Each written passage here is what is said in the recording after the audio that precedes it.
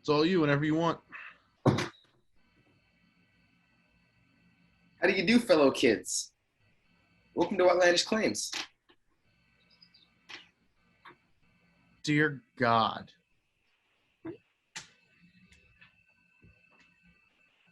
Dear God.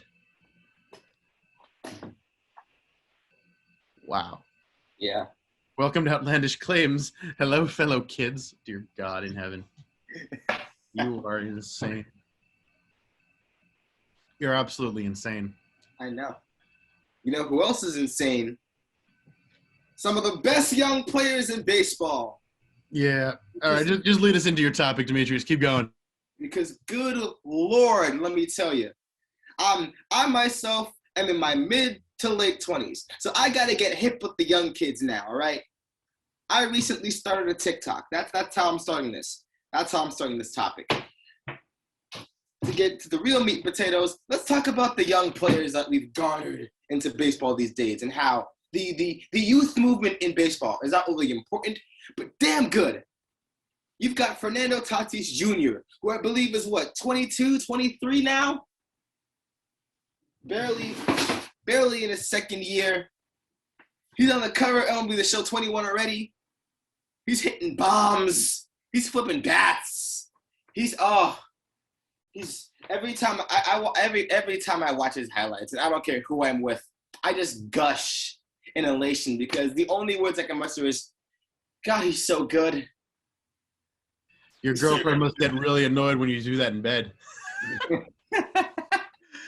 God, he's so good. Excuse me, what about me? God, he's so good. It's weird because, like I said, I don't care who's around, I'll still do it. She'll look at me and it's like, okay, yeah, I get it. I mean, did you see how far ball goes? Good God. But yeah, for, being the Mets fan I am, I remember when we had Fernando Tatis Sr., and I was like, yeah, he was all right in his own right. And then Junior comes along. I don't know how the gene pool's looking, but the kid's got the stuff. You know who else's kid's got the stuff? Vladimir Guerrero Jr. Now, Fernando Tatis Sr. was no Vladimir Guerrero, but Vladimir Guerrero Jr. He currently leads the league, and I at least believe, and I know it's an OPS. I think he's third in batting. I looked the stats yesterday, I promise you, and I forgot them all today. Third in all of MLB in batting average. He's first in home runs, obviously. Third in RBIs. Yep, first in OBP. Second in slugging. First in OPS. It's weird because he's first in those and second in WAR. Second in WAR. Of course, he's second in WAR. Good God, that WAR's got to be insane. Like, it's weird because he's not just the best in the American League in these stats. He's tops in the league altogether. Freddie Freeman out the window. Ronald Acuna, who I'll get to in just a minute. Bye-bye. Vladimir Guerrero Jr. is basically taking what his dad did in Montreal and has heightened that. It's heightened it. He's doubled it. I need to know what it is with former players having kids and their kids going insane. If I could turn back the clock just a little bit and look former Cincinnati Reds outfielder Ken Griffey Sr. in the base and say, you're all right. You're all right. If you have a kid, who knows how good he's going to be. And then 1989 comes around, and look, here comes this big old green kid out of Ohio, and Ken Griffey Jr. is the answer to baseball everywhere. One of the greatest careers of all time. One of the honestly someone who should have won a championship. But we're not talking about the kid, the artist formerly known as the kid. We're talking about today's kids. Ronald Acuna Jr. as a Mets fan scares me. I was at the Mets Braves game that was on Fox. That was a primetime game that I enjoyed heavily.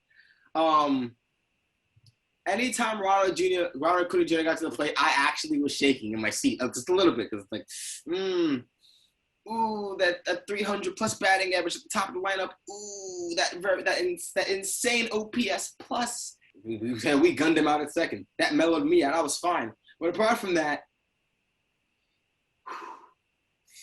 he's a scary dude. He's scary good.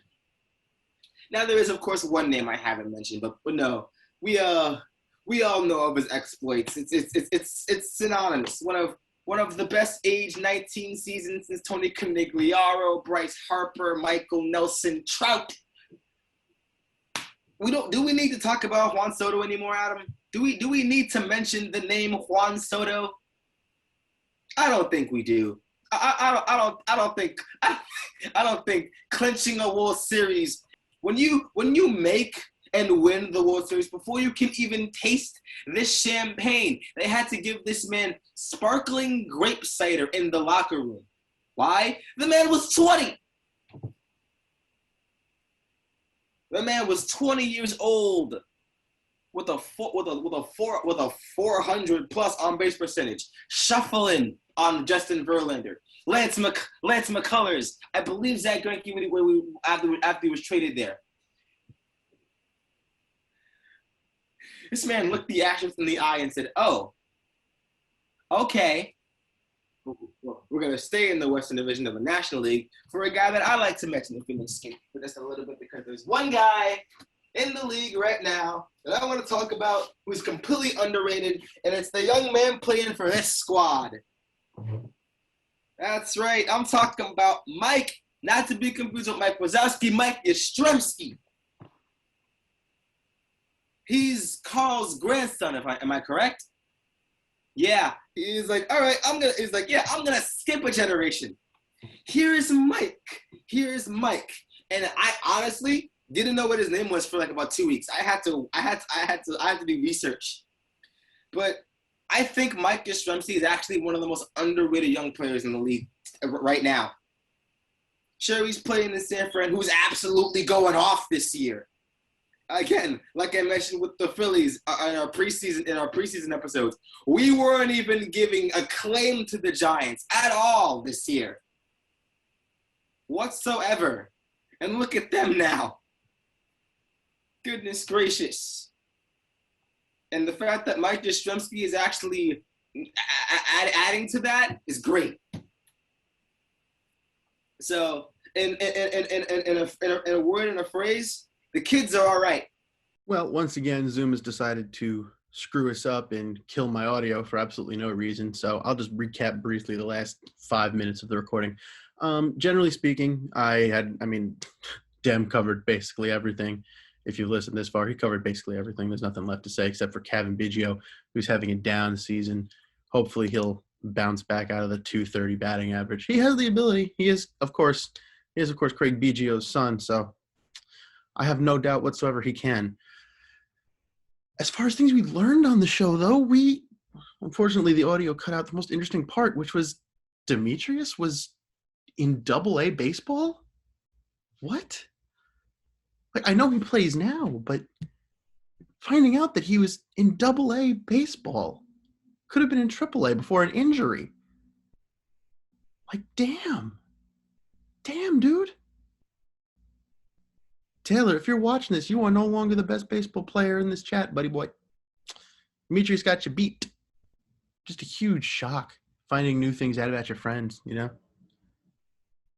Real big shocker right there. Sucks didn't get picked up and the conversation wasn't audio captured. Zoom, well done. Thank you very much. But what can you do? Them's the breaks sometimes. Thank you for watching. That's our show. We'll be back next time with the end of our week and final and weekly thoughts. And then next week we'll be back with every sport. It's going to be so much fun. We're going to cover every sport finally. It's so great. I know, right? We'll see you then. Thanks for watching.